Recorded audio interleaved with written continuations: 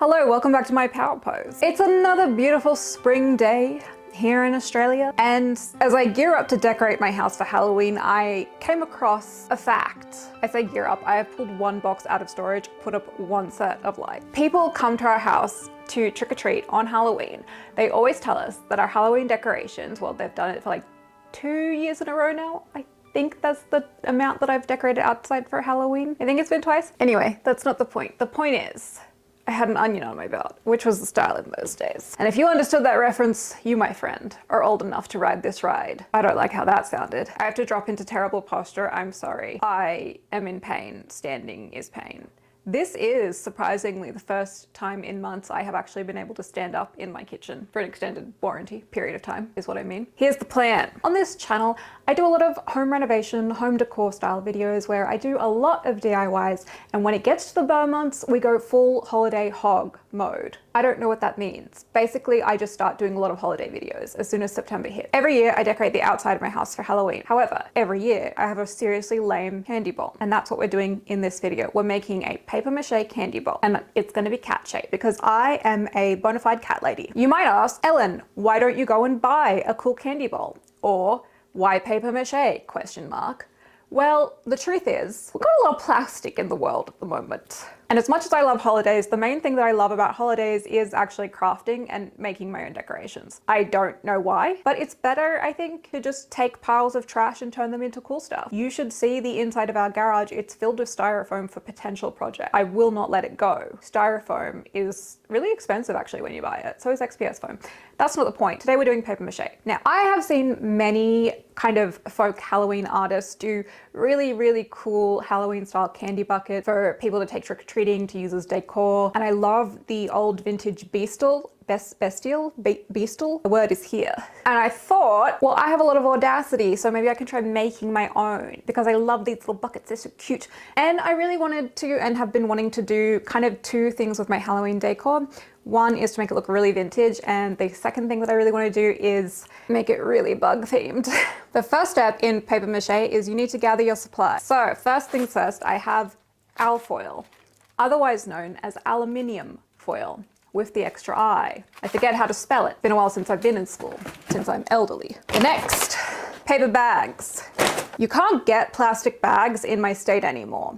And while some people think that that's inconvenient, it is really good for people who like to do paper mache. So 4-year-olds and me. So the general idea with what I'm going to make is, it's cat shaped. It's vintage looking. We use foil for the base, we masking tape that up, we do some paper mache. I need to cover this area with something for the glue, and then I will need PVA glue. Oh, and I've already got some Food Network level pre-prep soaked paper. So here's my little bowl of paper. This is at least one of my ideas.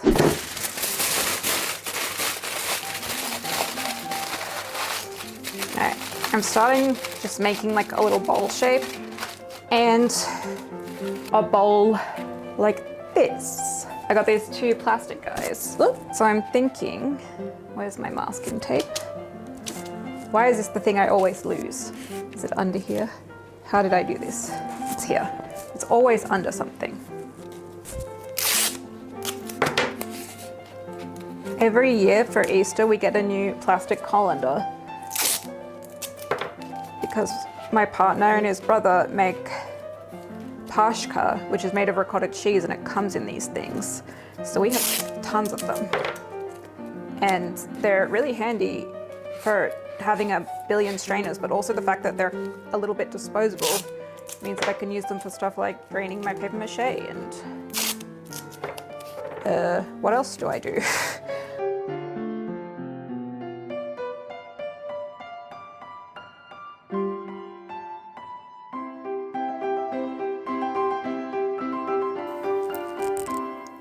To create the rounded shape that I wanted for my candy buckets, I covered these two taped together colanders in foil and then started paper macheing over the top of them and left this to dry overnight. This outfit is a jumpsuit and it makes me feel like I'm about to teach children about snakes. They're not slimy. It's a couple of days later and I have this beautiful cat. It doesn't really look like a cat yet, but I'm gonna draw some whiskers on it and that should get the catness across. I can refer back to my little cat template, which stupidly I drew with disappearing ink from my sewing kit textures. So the cat is fading. Le cat. Okay, I'm gonna cut his little face up just a little bit because I feel like that will help me assess how to actually put this on. I had to stitch the center of this jumpsuit up before I started filming because it was excruciatingly plunging. A fun fact that I recently learned while researching paper mache last night, I watched a bunch of videos about paper mache and I realized that I had a little bit of knowledge that paper mache had been used sort of in some old buildings as kind of like plaster decals before plaster existed, but I didn't really know the extent of it. And I came across a bunch of sort of historical auction websites while looking at paper mache, trying to find a potential recipe for how not just those buildings, but also like some old school sort of styles of paper mache that had been used in like old kind of beastal style decorations, old Halloween decorations and old Christmas candy jars. I feel like these eyes might need to be wider. Oh, I want him to have little fangs actually, so I'm gonna just show some little fangs. But anyway, I went on a tangent, on a bit of a doom scroll tangent, except that it was a fun doom scroll.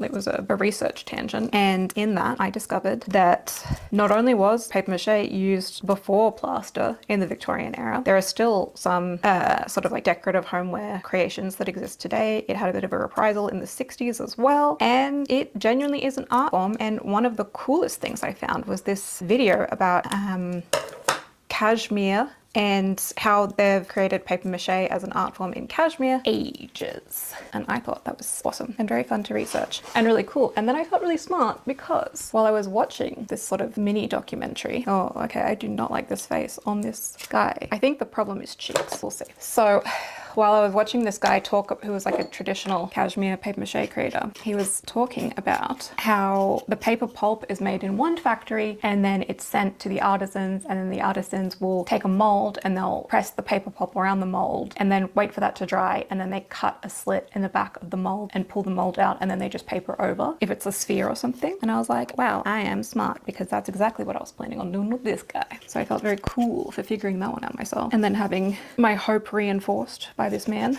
It also made me realize how many things I thought were wood that were actually paper mache. It's kind of crazy. I roughed out the lumps and bumps on his little face with this kind of celluclay equivalent that I got from Officeworks. Okay, I feel like this is dry enough that I can cut the back open. So let us try.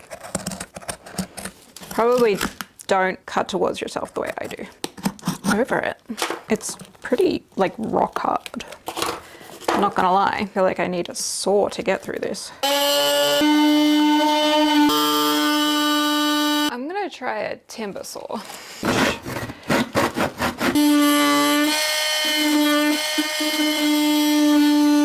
Ha! She's coming apart.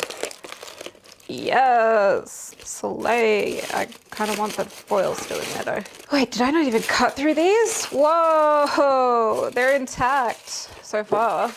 Cool. Oh no, this one broke. Oh well. Wait.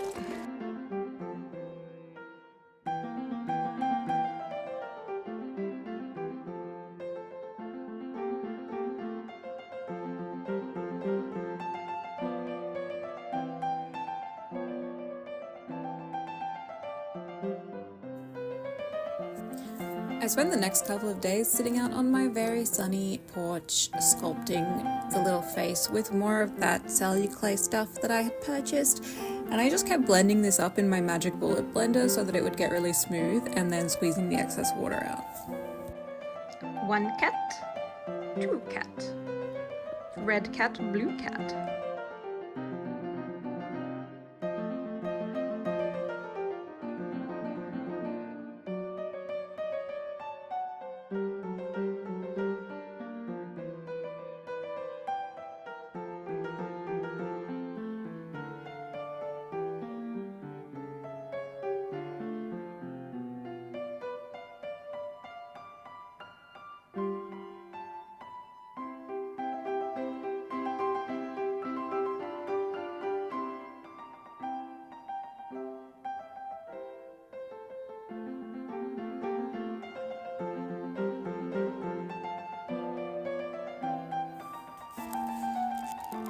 I then started layering on some paint, just some base colors of black, orange, pink and red for the mouth, and planning out where I wanted my shadowing. I needed to do a few layers, and then it was time to finish him.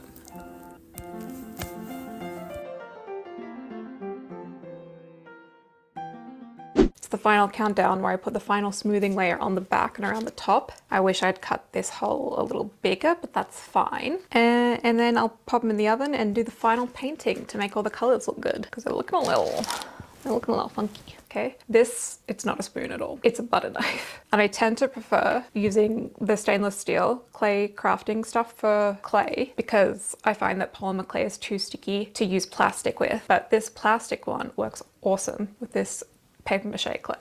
Super, super handy for smoothing stuff out. That and like a palette knife, some pretty basic brushes, and adding like the occasional little bit of extra water back into the mix. I put this out last night and it's still soft. Like I left it on the bench so that if it dried out a bit, it would be easy to work with today. So far I found that to be a pretty good method. Like just slop it on, most likely not going to dry overnight unless 40 degrees Celsius overnight. Oh, who's talking to me? You can always add a little water back in if you need to while it's all still wet. Needs just a touch up here because I guess this was the thinnest layer where I added back a bit more to his ear. A lot of this I did over the weekend because I had a terrible back spasm.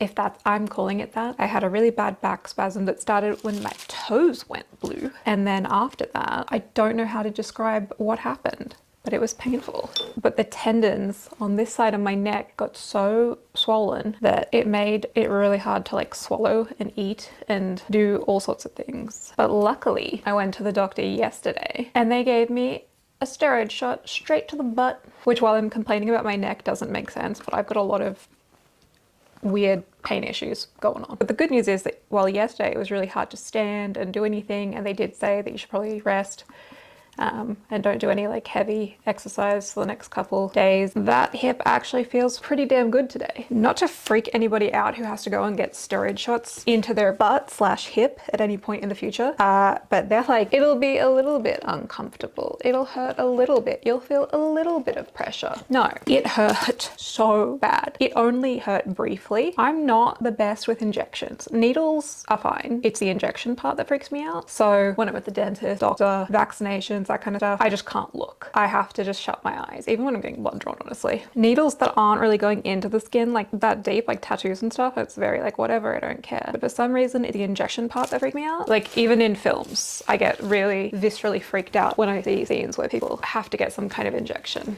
And I'm always freaked out by medical stuff. I think that's a better shot. What was I saying? I'm always freaked out, I think like everybody, by medical stuff. It's scary. It's scary having people prod you and poke you and put stuff in you. So I just got really bad anxiety after. Like I can't even have the injection that they give you at the dentist for numbing has adrenaline in it, and I can't have that anymore. I have to get the non-adrenaline one because I get such bad anxiety from the adrenaline. Oh, sick, it's raining. My hose broke the other day and I don't have to water the garden today, that means. Ow. But I did want to see if I could go for a walk today. So that's a little annoying.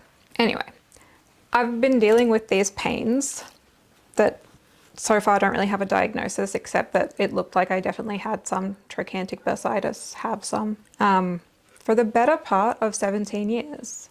And it's not entirely related to my hip. It's also related to my shoulder. My knee started subluxing randomly last year. That was really fun. I would just be like in the garden and my knee would dislocate. And one time I was stuck out there for like an hour because I didn't take my phone outside and my partner wasn't there. And even though I live right near a walkway that's like a public walkway that, you know, people walk their dogs on, no one came out for like an hour. And I was like, oh no. So I was waiting there being like, it'll be okay. Someone will walk past and eventually I'll be able to be like, excuse me, help me. No one walked past for, I swear to God, the first time ever in the history of that walkway existing. Someone didn't use it in an hour time slot. So that was fun. But that knee has stopped subluxing mysteriously. My hip's feeling good, and I have to see my doctor about the shoulder x-ray I recently had done, because that is also a cause of pain. And when I see her, I'll be like, oh, fun new one. The tendons in my neck have started swelling like crazy when I get flare-ups. I'm just tapping a little celluclay all up on the edges of this guy. And I feel like the worst part of when you get in pain like that and everything's swollen is then you get like stressed because you can't do anything. Like we were supposed to go to Sydney for a trip over the weekend to see a friend who does choreography for these debutante balls and be like, woohoo, your choreography was so good, and dress fancy, and it would have been fun, and like we bought tickets and everything. And anyway, the point is we didn't go. I was like, if we leave early in the morning, we'll be fine, I'll be fine. But then I woke up and I was still in horrible pain. Ooh, in cool other news of this random tangent, welcome to Facts with Ellen. Well, I was on the Citizen Science CSIRO-led Moths of Australia website. I cannot remember what it is. It's probably like moths.com.au or something, or like lepidoptera.com.au. Anyway, it's for the entomologists who are the moth queens, the mothmans, and the moth expert. There was a page talking about caterpillars. I was trying to ID this little caterpillar that I found in my yard.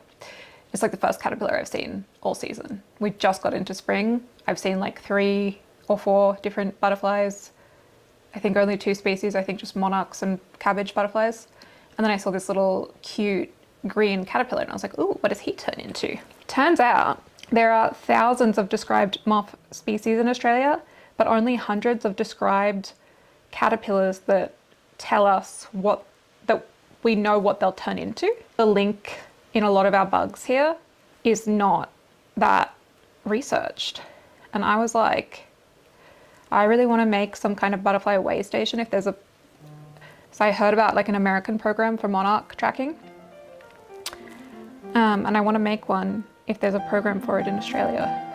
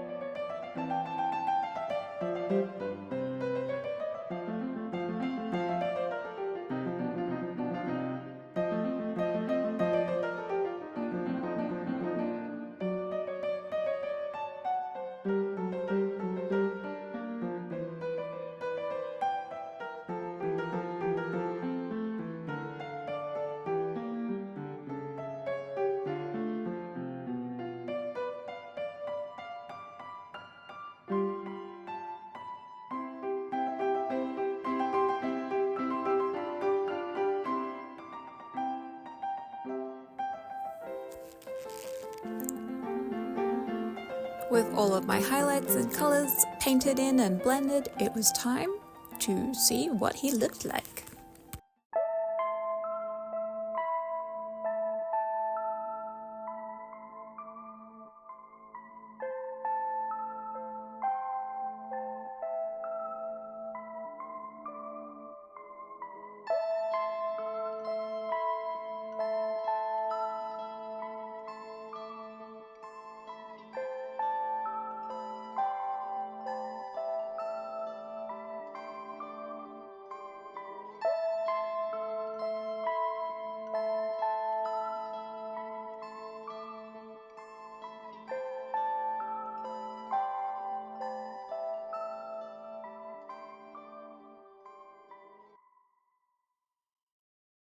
Now, you yourself may not think that putting questionable plastic products in your oven is doing something right, but you and I, not the same person. I'm joking, I tried my best to not put plastic in my oven. I did Google the kind of plastic that was inside my little frame and did my best to cut it out before it went in the oven. I'm personally of the opinion pretty much everything went right with this project. Granted, my sculpting could have been better. my cat could be a little bit more even. I started this video feeling like paper mache was kind of a craft 4-year-old. I mean, I think the last time I did it, I was young. Wait, no, I've probably done it recently. And something that I really like doing with these videos is I really like going on little deep dives while I do the project to try and find out more about the art or craft and figure more stuff out. And with this one, it led me down that Victorian paper mache rabbit hole. It led me to wax over composition dolls. It also led me to, I think it was called like the character art movement.